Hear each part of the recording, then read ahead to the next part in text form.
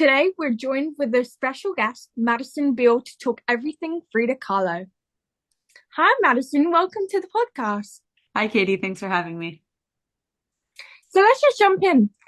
Frida Kahlo is best known for her self-portraits. How did these portraits communicate her identity and political beliefs? So I think in the case of Frida Kahlo, she was definitely a political person. And I think it's important to remember that she was born into a very politically charged time, right? So the Mexican Revolution was happening, where Mexico transitioned from basically a feudal state into a republic. Um, Socialism was on the rise. The Russian Revolution had happened. Frida Kahlo was close friends with Trotsky, and he even lived with her for a bit before he was assassinated. Um, so she was very political, but I think in her art, when we talk about Frida Kahlo's politics, she sees her body and herself as a politic and a site for an interrogation. And I think that that's important to understand within the context of women's art, especially because the personal is political. And in seeing herself and creating these self portraits, she is discussing what it means to be a woman, what it means to be a woman artist, what it means to be a racialized person and a racialized woman. And what I think one of the most interesting aspects of her art is that she is dealing with this idea of being a disabled person and how does that impact her? And I think in today's world, there's still so much to do for disability rights, but there was so little access available to her. And so when she paints these self-portraits and shows the body piece that she had to wear after her bus accident, she was in a bus accident where a streetcar collided with a bus she was taking home. Um, when she paints these, it's an act of asserting one's identity. So in Frida Kahlo's work, there's this integration between identity and the political in her work. But you don't see when you think about the work of her husband, for example, Diego's Detroit Institute of Art mural. That is very outwardly political, very outwardly socialist, because they were both socialist, and he's championing the worker there. So it's a very outward political statement. But in her work, she looks inward, and she looks at how the world impacts her as someone who's racialized and has a disability and who's a woman. Wow, that's really well said. Many see Frida Kahlo's work as a sense of female experience and expression. In what ways do you think her art challenges conform to this perspective?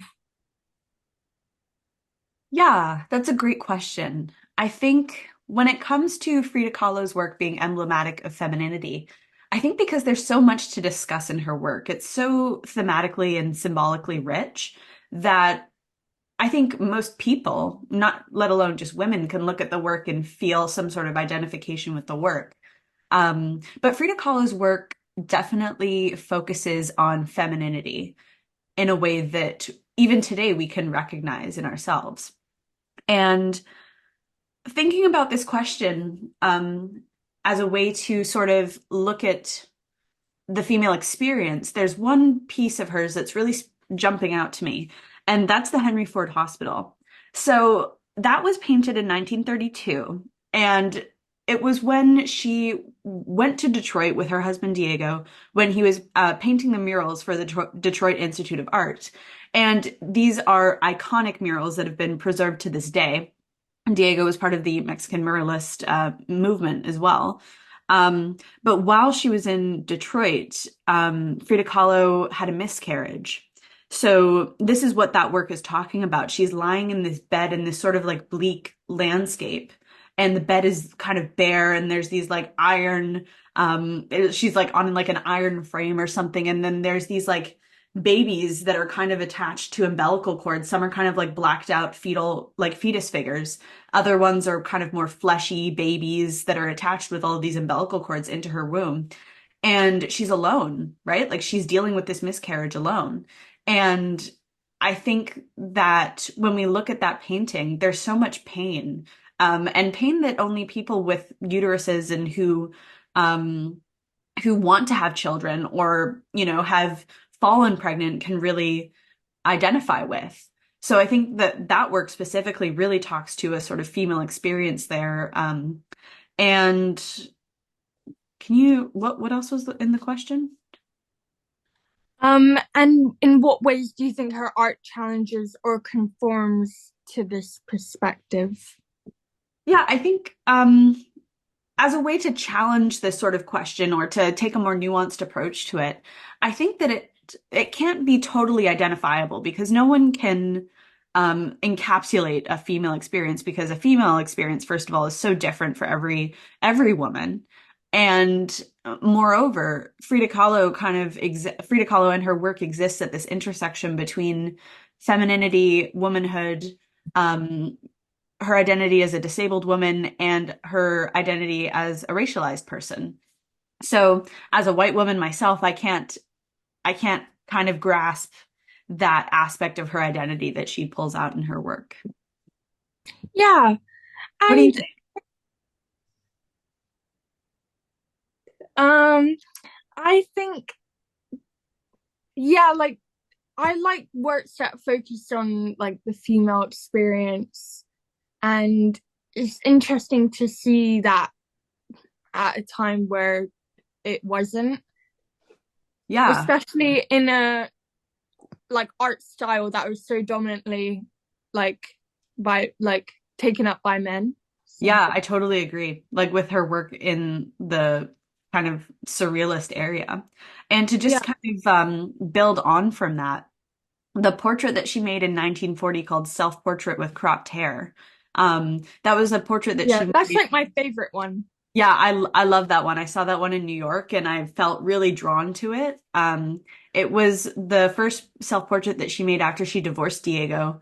Um, and she cropped her hair as this sort of like symbol of fertility and femininity and kind of allegiance to Diego. And I think even in the work, she has writing up at the top that says like, "Yeah, I loved you, but like now my hair's gone and I'm leaving," or I'm paraphrasing that, but um as she is kind of talking about creating her own identity away from Diego, and not just being his muse or his wife. Like she is her own person, she's her own artist, and yeah, she cropped her hair, and I think that it's an amazing portrait. Yeah, and considering this resurgence of interest in Frida Kahlo's life and work in recent decades, what do you think makes her art so compelling and relevant to the contemporary audiences? Well, I think as politics are changing and people of color and disabled people are asserting their voices in a more prominent way, and people who traditionally have held on to the power, kind of listening to them and implementing changes in their favor. Of course, there's still a lot of work to be done, but I think there's also that kind of shift happening in the art world where we see collections being rehung and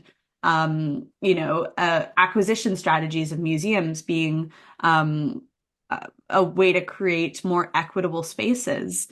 For example, like the Broad Museum in Michigan, I think the past year of their acquisitions was comprised of almost 100% of BIPOC women, I think, actually, either BIPOC people or BIPOC women specifically.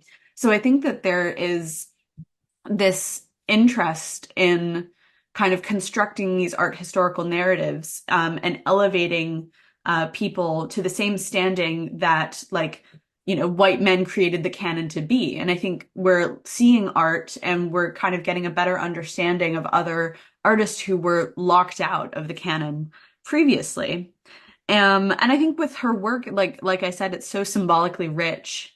Um, and there's so many themes to unpack that you can look at a Frida Kahlo painting and just talk about it for hours. And you can never even talk about everything that's in one of these paintings. So yeah, I think that as well, her work is beautiful. In my opinion, it's to my taste.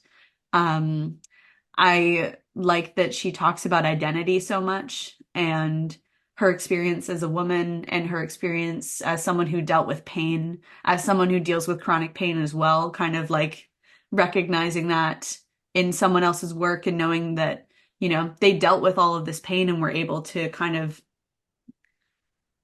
rise above it, right? In a way. Like obviously that pain was present for so much of her life, but she was also able to create and have this amazing fulfilling life.